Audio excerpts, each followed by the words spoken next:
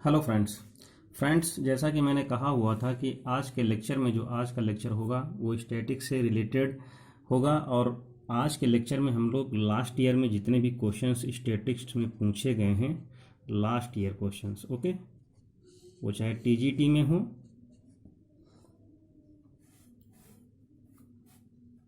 चाहे टीजीटी का क्वेश्चन हो या पीजीटी का क्वेश्चन हो या उसके अलावा जैसे कि जीआईसी लेक्चर्स वगैरह जो भी क्वेश्चंस होंगे उन सब का हम लोग डिस्कशन करेंगे। ओके,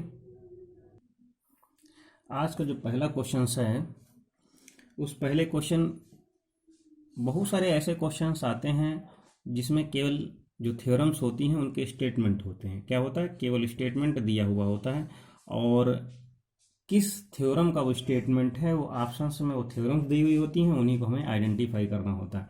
जैसे यहाँ पे जो पहला क्वेश्चन है मैं उसी से स्टार्ट करता हूँ। जो पहला क्वेश्चन है कह रहा है कि किसी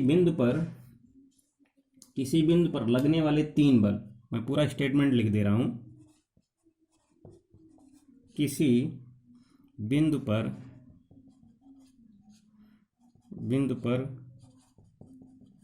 लगने वाले तीन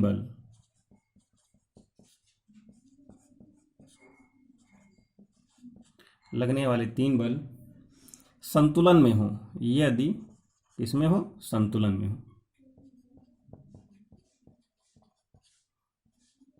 संतुलन में हो तो प्रत्येक बल अन्य दो तीन बल हैं तो जो बचे हुए होंगे तो रिमेनिंग दो ही बचेंगे।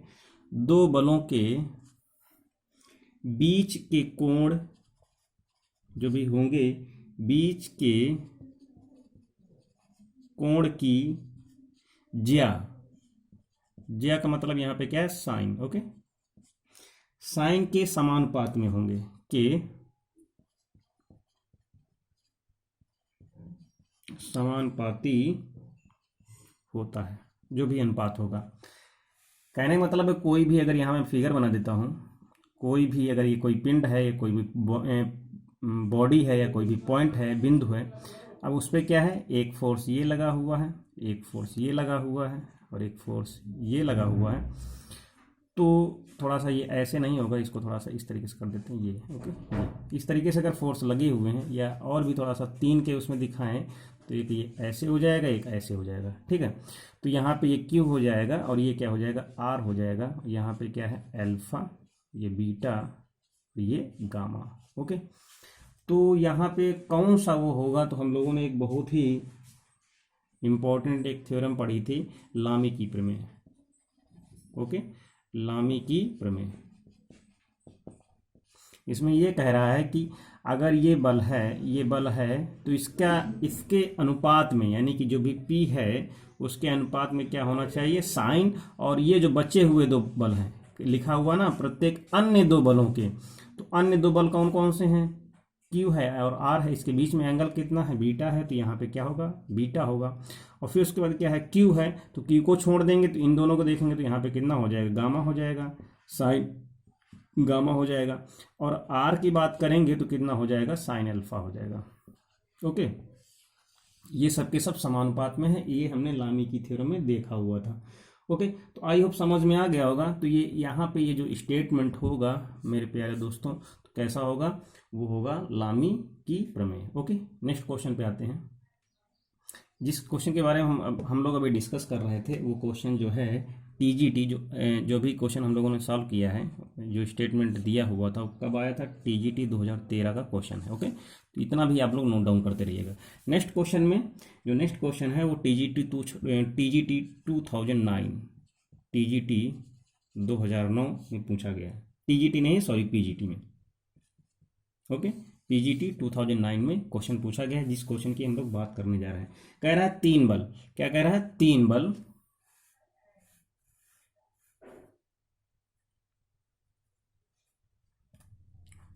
तीन बल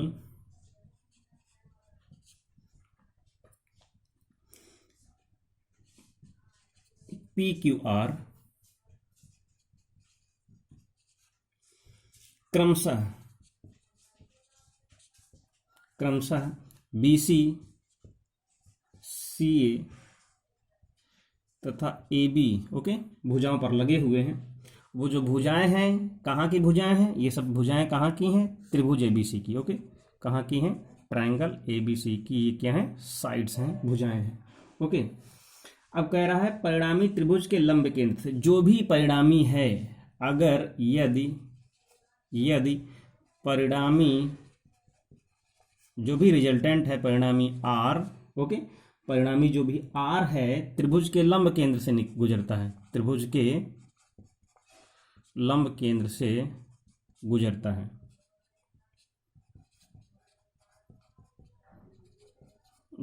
है,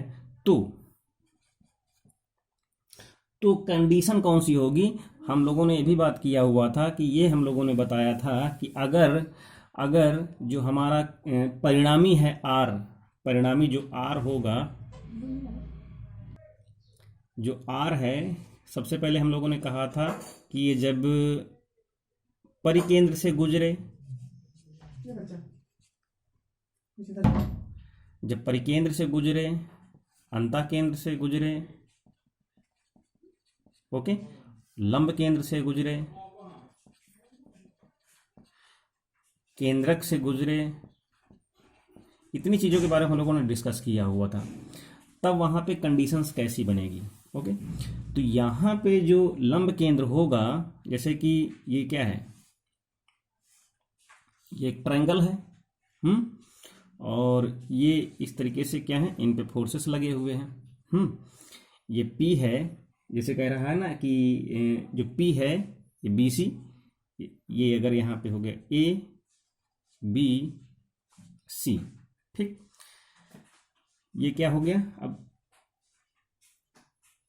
BC पे P लगा हुआ है, CA पे Q लगा हुआ है, और ये क्या है, अब AB पे क्या है, R लगा है, तीनों फोर्स। अब मैंने जैसे ही बोला कि अब जैसे ये फोर्स है, तो अब यहाँ पे जो एंगल्स होंगे, अगर एंगल की बात अगर हम लोग करते हैं, इसको दो तरीके से सॉल्व कर सकते हैं। एक तो जनरली अगर हम लोग यहाँ पे एंगल की बात करते हैं, अब जैसे ये एंगल, जैसे ये काम करेगा, अब जिस हिसाब से हमने जो लास्ट के लेक्चर में बताया हुआ था, यहाँ का जो एंगल होगा कितना होगा, वो कितना होगा, 90 प्लस A/2 होगा, ठीक है। यहाँ का जो एंगल होगा वो 90 प्लस C/2 होगा, यहाँ का जो एंगल होगा वो 90 प्लस B/2 होगा, ओके। ये मैंने डिस्कस किया हुआ था। तो यहाँ पे करेंगे क्या, जैसे ही P अगर रखेंगे तो यहाँ पे कितना आ जाएगा, जो भी हमारा फार्मूला होता है, तो कितना हो जाएगा, साइन 90 प्लस A/2 हो जाएगा, एंड प्लस कितना हो जाएगा, एंड कितना हो जाएगा, Q अपान साइन कितना हो जाएगा, और इज इक्वल टू 0 कर देंगे, sine 90 plus B/2 and plus R sign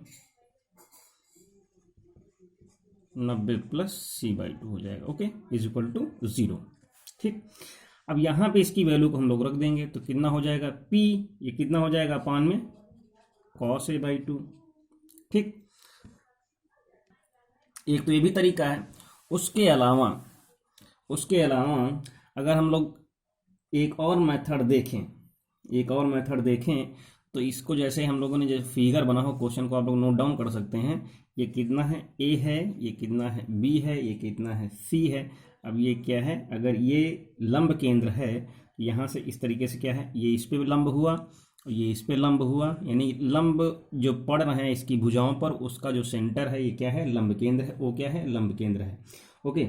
तो यहाँ से अगर फोर्स की बात करें तो ये L हो जाएगा, यहाँ से ये M हो जाएगा, और यहाँ से N हो जाएगा, यहाँ पे P वर्क करेगा, और यहाँ पे ये Q वर्क करेगा, और ये इधर की ओर जो है R वर्क करेगा AB पर, क्योंकि ये है AB, ये है BC, तो इस तरीके से इसकी डायरेक्शंस हो जाएगी।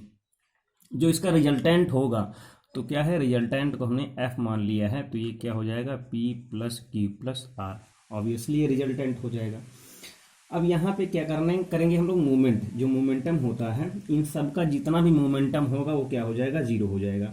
Momentum about F, sorry momentum of F, जो एफ है इसका मोमेंट क्या होगा, यानी कि moment of F about zero, यानी कि जीरो, सॉरी जीरो नहीं, ओ के अलॉन्ग क्या होगा। मोमेंट की बात हम लोग अच्छे से जानते हैं। अगर हम लोग पी का मोमेंट मीन्स क्या होता है, एफ और डिस्प्लेसमेंट, यानी जो भी फोर्स होगा और डिस्प्लेसमेंट का मल्टीप्लाई, तो यहाँ से पी हो जाएगा और मोमेंट क्या हो जाएगा इसका, अगर एल का देखेंगे तो कितना होगा, ओ एल हो जाएगा। क्या हो जाएगा, ओ एल, तो यहाँ से O L and plus Q और कितना हो जाएगा into O M, okay, and R कितना हो जाएगा, ओ एन।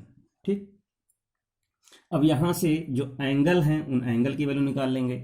यहाँ से इतना पहले तो सबसे पहले हम लोग इसको रख लेंगे। ठीक, अब अलग अलग ट्रायंगल देखते हैं। ओबीएल ट्रायंगल कहाँ पे है, अगर ये यहाँ पे ओ है, ओके, ये क्या है, सेंटर ओ है, तो ओबीएल ये वाला ट्रायंगल, तो ओबीएल में ये वाली यहाँ से जो है ट्रायंगल कौन सा होगा, एंगल कौन सा होगा, एंगल ओबीएल हो जाएगा। ओके, ये क्या हो जाएगा, ये एंगल ओबीएल हो जाएगा। तो इसके अकॉर्डिंग अगर ओबीएल की अगर वैल्यू हम लोग निकालेंगे तो 90 माइनस सी आ जाएगा। ओके, तो कितना, क्योंकि ये कितना है, ये भी 90 है, ये कितना है, ये यहाँ से ओबीएल को अगर देखते हैं तो ये कितना हो जाएगा, 90 हो जाएगा। और ये जो एंगल होगा तो यहाँ से अगर हम लोग निकालेंगे एंगल ओबीएल कितना हो जाएगा, 90 माइनस सी। ओके, ठीक, इस तरीके से सिमिलरली अगर हम लोग इसकी वैल्यू निकालेंगे, जो भी रिमेनिंग होंगे उनको अगर हम लोग निकालेंगे। एक चीज़ और है यहाँ पे, इसका जो मोमेंटम होगा वो कितना हो जाएगा, वो हो जाएगा जीरो। ये मोमेंटम कितना हो जाएगा, जीरो हो जाएगा। ठीक, तो यहाँ से अगर OBL 90 माइनस सी आता है तो यहाँ से हम लोग tan ले लेंगे, तो tan 90 माइनस कितना हो जाएगा, सी हो जाएगा। और यहाँ से अगर tan अगर निकालेंगे तो परपेंडिकुलर अपॉन बेस हो जाएगा, कितना हो जाएगा, OL अपॉन BL।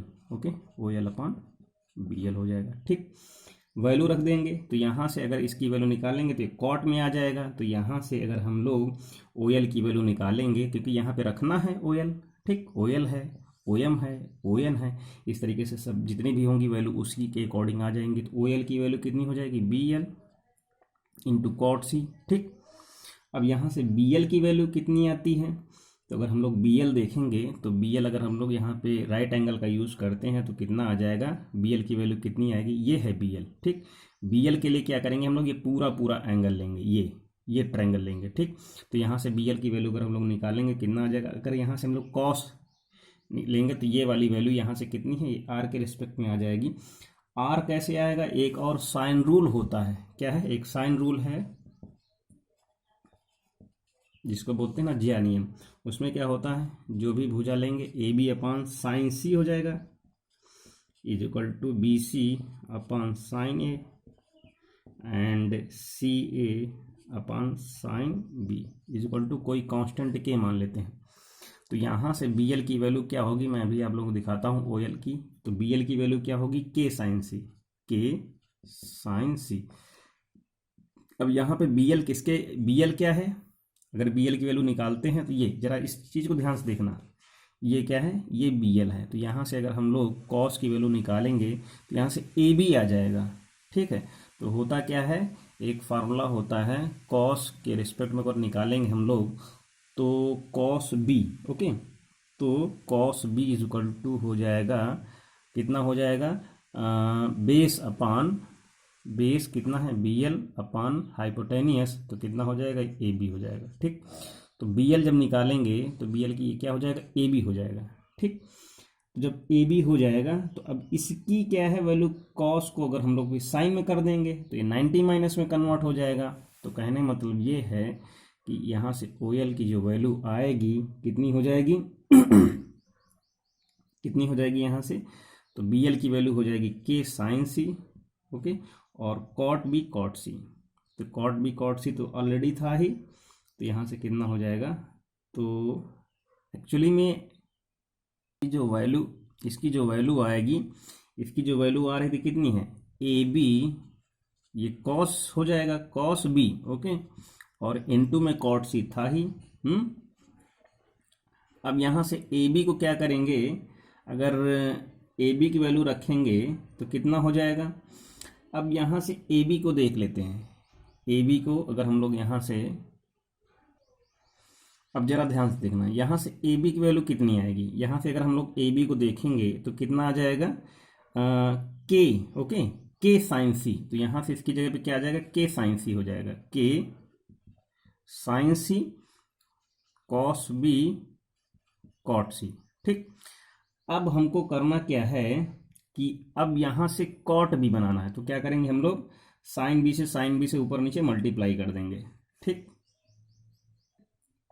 अब इस जगह पे आप लोग ध्यान दीजिएगा, यहाँ पे इतनी बात समझ में आई। ए बी की वैल्यू हम लोगों ने यहाँ से निकाल ली, तो ए बी इक्वल टू के साइन सी हो गया।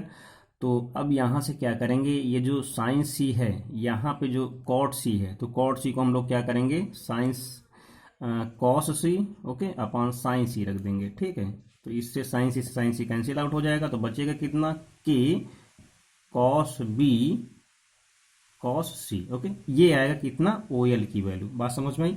इस तरीके से हम लोग क्या करेंगे, ओ एल के बाद ओ एम भी निकाल लेंगे। तो ओ एम की वैल्यू कितनी आएगी, के तो सब में होगा, ओके, के तो सब में होगा, तो कितना हो जाएगा। अब यहाँ पे बी है, सी है, तो आगे यहाँ पे सी हो जाएगा, यहाँ पे ए हो जाएगा, तो कितना हो जाएगा, कॉस सी और कॉस ए। ओके, फिर इस तरीके से लास्ट में ओ एन है, तो कितना हो जाएगा, के, अब सी की जगह पे कॉस ए आ जाएगा, cos A, okay, cos A, यहाँ पे कॉस बी। तो इस तरीके से ओ एन आ गया। अब बस सबकी वैल्यू को क्या करेंगे हम लोग, वहाँ पे सब्स्टिट्यूट कर देंगे। बस वैल्यू सब्स्टिट्यूट करना है, आंसर आ जाएगा। अब इस बात को ध्यान देना, अब यहाँ पे ओ एल को भी लिख देते हैं। तो कितना है, कि इसके पहले सी है तो बी रही होगी, कॉस बी कॉस सी। ओके, हर जगह पे के है, तो के कॉमन करके 0 में हो जाएगा। ठीक, बात समझ में आ रही। बचेगा कितना बचेगा कितना, यहाँ पे पी है ही, तो पी तो रहेगा ही, पी, इसको इधर लिख देते हैं, P cos B cos C and plus यहाँ पे Q cos C cos A and R cos A cos B. अब cos A cos B cos C से क्या कर देंगे हम लोग, डिवाइड कर देंगे पूरे में। Okay, is equal to 0 divide कर देंगे, तो यहाँ पे कितना आ जाएगा, पी अपॉन कॉस ए बचेगा, P upon A cos A. Okay, I hope समझ में आ गया होगा। यहाँ पे कितना बचेगा, क्यू अपॉन सी ए है तो कॉस बी बचेगा, एंड प्लस यहाँ पे कितना है, R cos C is equal to 0। यही इसका रिजल्ट हो जाएगा लंब केंद्र के लिए। ठीक, थोड़ा सा सोचने वाला था, मैंने थोड़ा सा अरेंज करके किया, इसलिए थोड़ा सा टाइम लग गया, तो उसमें परेशान होने वाली बात नहीं है। तो फिलहाल नेक्स्ट क्वेश्चन पे आते हैं। ये क्वेश्चन पूछा गया था, पीजीटी का क्वेश्चन है, 2009 में पूछा गया था। ठीक है, नेक्स्ट क्वेश्चन पे कह रहा है, एक समतल के बिंदु पर कोई समतल है। ये क्वेश्चन है टीजीटी 2011 में, टीजीटी 2011 में पूछा गया प्रश्न है। क्या कह रहा है, बहुत इंपॉर्टेंट क्वेश्चन है, सारे स्टैटिक के क्वेश्चन हो रहे हैं। इस तरह के आप लोगों को कहीं वीडियो मिलने ही वाला नहीं, एक चीज़ की ये तो गारंटी है, कहीं नहीं मिलेगा, क्योंकि लोग इस तरह के स्टैटिक है, डायनामिक्स पे क्वेश्चन बनाते ही नहीं है। क्या है स्टैटिक, ठीक है, हाँ, लिखा हुआ है कि एक समतल के एक बिंदु पर समतल के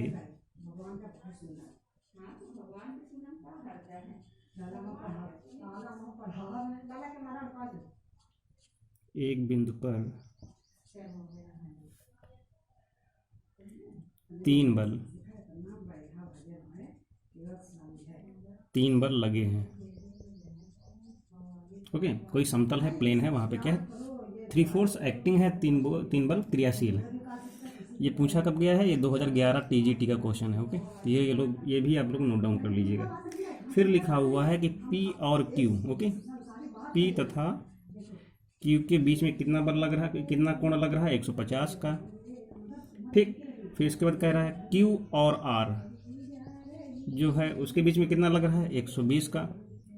तो यहाँ पे कह रहा है अगर संतुलन की स्थिति में है, अगर ये जो है जितने भी कोण, जितने भी बल हैं, वो सब क्या है, संतुलन की अवस्था में है, यानी वही लामीस थ्योरम लगेगी। संतुलन की अवस्था में है तो पी क्यू आर का अनुपात ज्ञात करना है। पी क्यू आर का अनुपात ज्ञात करना है।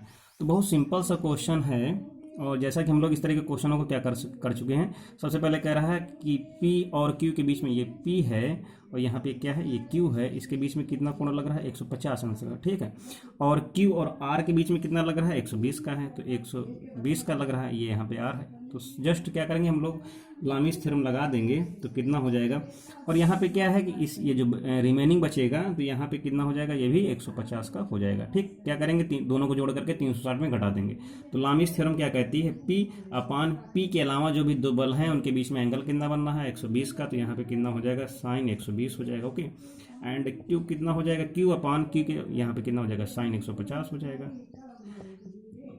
अगर सारे लेक्चर्स आप लोगों ने देखे होंगे तो आप लोग समझ में आ जाएगा। R अपान कितना हो जाएगा, ये साइन 150 हो जाएगा, ओके। तो अब यहाँ पे क्या करेंगे हम लोग, वैल्यू सब्स्टिट्यूट कर देंगे। तो P अपान साइन 120 की जो वैल्यू होती है कितनी होती है, √3/2 होती है, ओके। Q की यहाँ पे कितनी होगी, यहाँ साइन 150 को क्या करेंगे, अगर हम लोग देखें तो कितना कर सकते हैं, साइन 150 को हम लोग साइन 180 माइनस कितना कर दें, 90 कर दें, ठीक। तो यहाँ से कितना आ जाएगा, तो यहाँ से 1 मिनट यहाँ पे कोण जो बन रहे थे, यहाँ पे 1 मिनट जरा ध्यान दीजिए, ये 150 था, ठीक, और 120 था, ये 120 है ना, ये 150 है, ये कितना हो गया, 270 हो गया ना। अब 270 क्या करेंगे, 360 में घटाएंगे तो कितना, 90 आ जाएगा, ओके। कितना आ जाएगा, 90। तो यहाँ पे जो होगा ये 90 डिग्री होगा, ये कितना होगा, 90 डिग्री होगा। तो यहाँ पे बीच वाला जो होगा ये कितना होगा, 90 हो जाएगा, ओके। तो यहाँ से साइन 90 की वैल्यू 1 हो जाएगी। यहाँ पे R, अब इसकी वैल्यू कितनी हो जाएगी, 150 की 1/2 हो जाएगी, ठीक। अब यहाँ पे एलसीएम ले लेंगे, तो एलसीएम ले लेंगे तो कितना हो जाएगा, 2 ऊपर कितना हो जाएगा, 2Q, ठीक है। तो 2 ऊपर आ जाएगा, तो यहाँ से कितना हो जाएगा। तो कहने का मतलब ये है कि यहाँ से अगर हम लोग P अनुपात Q अनुपात R निकालेंगे तो कितना आएगा, √3:2:1। और ये इस क्वेश्चन को मैंने क्या है, एक लेक्चर में कराया भी है। अगर आप लोग सारे लेक्चर्स देखेंगे तो वहाँ पे आप लोगों को ये क्वेश्चन देखने को मिल जाएगा, ओके। नेक्स्ट क्वेश्चन पे आते हैं हम लोग। ये जो क्वेश्चन है, ये TGT जो मैं क्वेश्चन कराने जा रहा हूँ, ये TGT 2013 में आया है। किस में आया है, 2013 में। तो यहाँ पे है कि एक क्षैतिज से, यानी कोई एक बल है, एक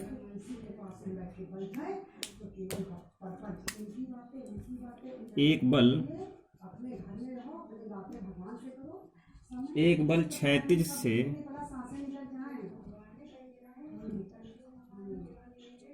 30 डिग्री, ओके, क्षैतिज से 30 डिग्री कोण पर है, यानी एक्टिव है, क्रियाशील है,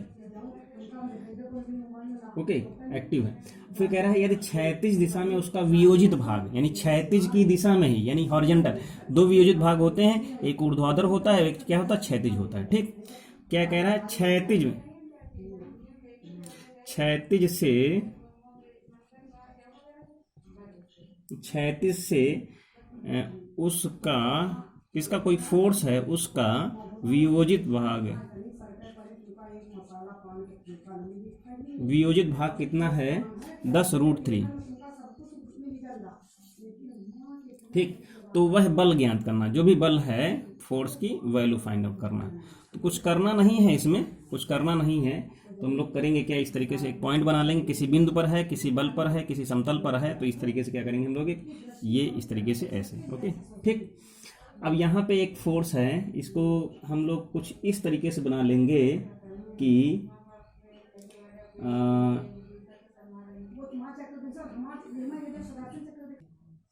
अब जरा ध्यान से देखिए, कोई भी अगर फोर्स है, ये अगर क्या है, फोर्स, ठीक। यहाँ पे अगर कोई बल F एक्टिव है तो इसका ये क्या है, ये इसको बोल देते हैं Fx, कुछ भी बोल दें, Fx बोल दें। जो F होगा, या इसको ऐसे बोल दें, F cos कुछ भी है, थीटा है, 30 है, कुछ भी है।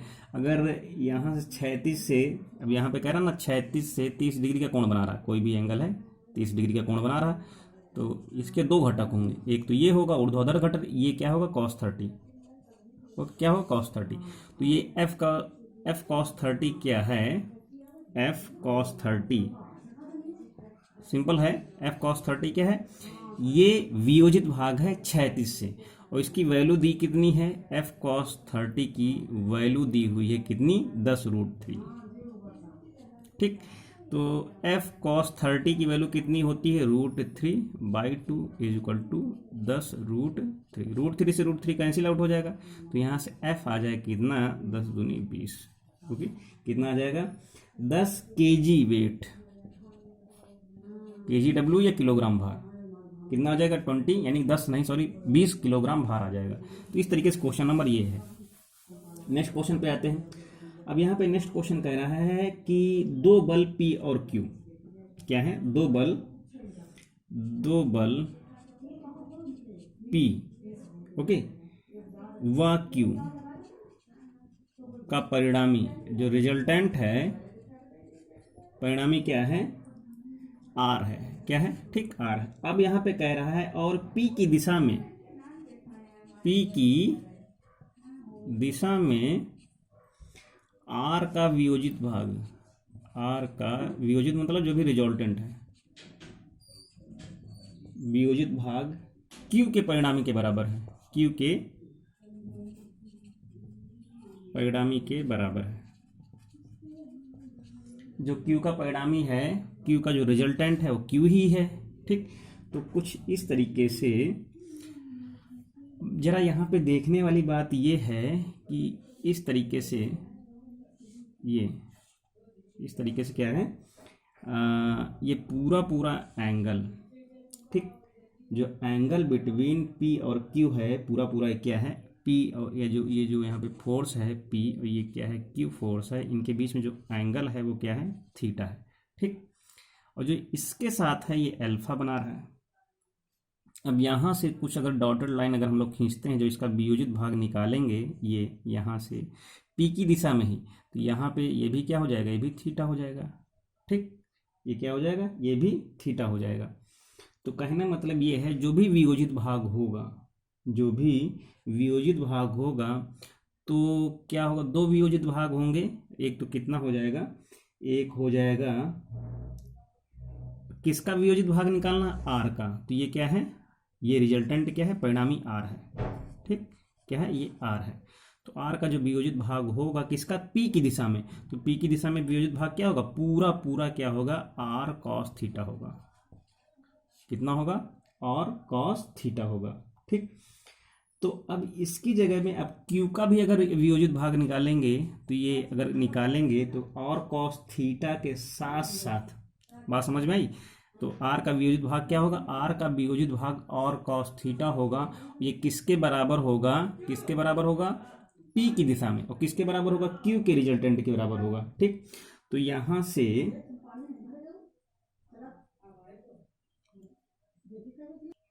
एक मिनट फिर से देखते हैं इसे।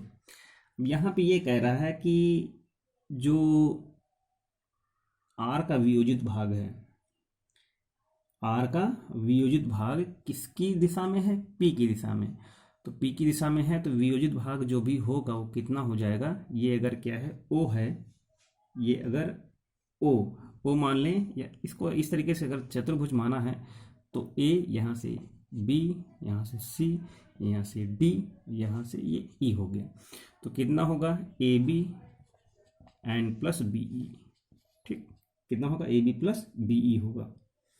तो AB कितना है, पूरा P है, एंड प्लस BE की बात करें तो BE यहाँ से कितना निकलेगा, ये अगर समकोण है यहाँ से ये, तो BE की वैल्यू कितनी आएगी, यहाँ से अगर हम लोग cos थीटा निकाल लें, तो cos थीटा निकालेंगे कितना आ जाएगा, आधार यानी BE अपान कितना होगा, हाइपोटेनिस यानी BC।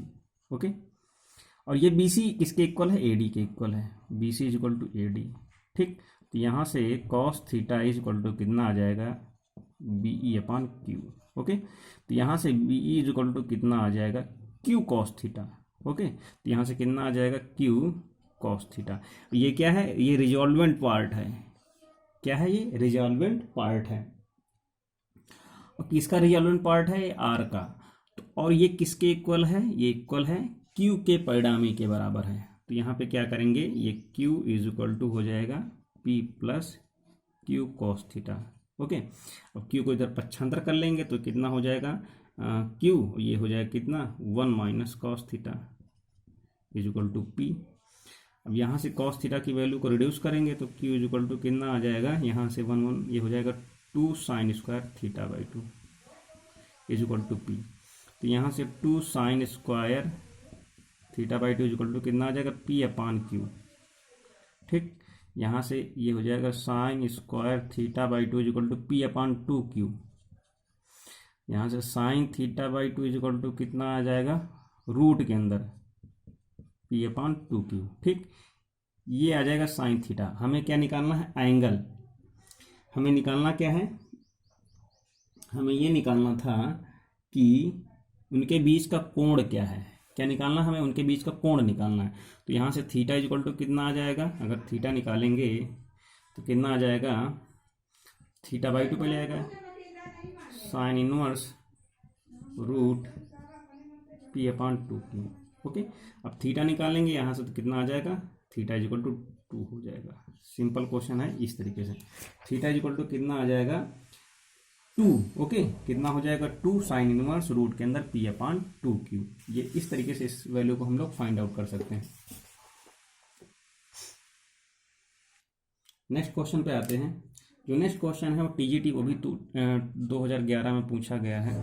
ठीक, इसमें कह रहा है कि दो समान बलों का परिणामी, दो समान बलों का परिणामी, दो समान बलों का परिणामी उनमें से किसी एक के बराबर है, उनमें से किसी एक के बराबर है, उनमें से किसी एक के बराबर है। मेरी बात अभी सुनना ध्यान से, बराबर है। ओके, बलों के बीच कोण, यानी कोण ज्ञात करना, किसके बीच में, एंगल बिटवीन फोर्सेस। यानी कि एक पी फोर्स है, एक क्यू है और एक परिणामी आर है। जो परिणामी है या तो R is equal to P है या तो R is equal to Q, ये कंडीशन कह रहा है। यानी उनमें से किसी एक के बराबर है। तो इसको करेंगे क्या हम लोग, जो हम लोगों को एक रिजल्टेंट पता हुआ है कि अगर पी और क्यू अगर दो फोर्स हैं, किसी बिंदु पर कार्यरत हैं, क्रियाशील है, तो उनके जो बीच का जो परिणामी होता है, जो रिजल्टेंट होता है, R square is equal to कितना होता है, P square and plus Q square and plus 2pq cos alpha. Okay, ये इस फॉर्मूले से हम लोग परिचित हैं। अब उसमें कह रहा है कि दो बलों का परिणामी उनमें से किसी के बराबर है। अब किसी के बराबर है तो यहां से अगर बहुत सारे ऑप्शन दिए हुए हैं, यहां से ऑप्शन दिए हुए हैं कि अब इन्होंने कंडीशन से मान ली है कि यानी किसी दोनों के बराबर है। तो जो p की वैल्यू होगी, p is equal to q is equal to r, यानी सबको बराबर कर दिया। तो यानी किस हर जगह p ही p कर दें। जब p कर देंगे तो यहाँ से कितना हो जाएगा, ये भी p स्क्वायर हो जाएगा, ये तो p स्क्वायर है ही, ये भी p स्क्वायर हो जाएगा, ये p और q कितना हो जाएगा, ये भी 2p स्क्वायर हो जाएगा, cos अल्फा हो जाएगा। ठीक, p स्क्वायर कैंसिल, यहाँ पे हो जाएगा कितना 2, यहाँ पे कितना हो जाएगा 2 cos अल्फा। ओके, कितना हो जाएगा 2 cos अल्फा। अब ये यहाँ पे कितना है, एक यहाँ पे एक बचा। अब इधर पक्षांतर हो जाएगा तो एक बचेगा। ठीक है, तो माइनस का एक बचेगा, कितना बचेगा माइनस का एक। यहाँ से 2 cos alpha is equal to हो जाएगा -1, यानी कि cos alpha is equal to minus का हाफ आ जाएगा। अब माइनस का 1/2 कहने मतलब ये है कि 120। ठीक, तो 120 यहाँ से अल्फा की वैल्यू निकालेंगे, नहीं थीटा की वैल्यू निकालेंगे तो कितना आ जाएगा 120। तो ऑप्शन बहुत सारे दिए हुए थे, तो ऑप्शन से भी हम लोग चेक कर सकते हैं। 45 दिया हुआ था, एक 60 दिया हुआ था, एक 90 दिया हुआ था, एक 120 दिया था। तो यहाँ से अगर हम लोग देखेंगे तो क्या हो जाएगा 120 हो जाएगा। ठीक, सबसे पहले लिखा हुआ तो दो समान बलों का, यानी जो फोर्स थे वो क्या थे, जो P और Q थे वो क्या थे, ऑलरेडी इक्वल ही थे। उनमें से किसी एक के बराबर अगर रिजल्टेंट होगा तो क्या होगा, ये कंडीशन बननी ही बननी है। तो सबसे पहले क्या लिखा हुआ था, दो समान बलों का परिणामी, the resultant of two equal forces. दो इक्वल फोर्स हैं तो उनमें से किसी एक के बराबर करेंगे तो तीनों आपस में बराबर होंगे ही होंगे। नेक्स्ट क्वेश्चन पे आते हैं।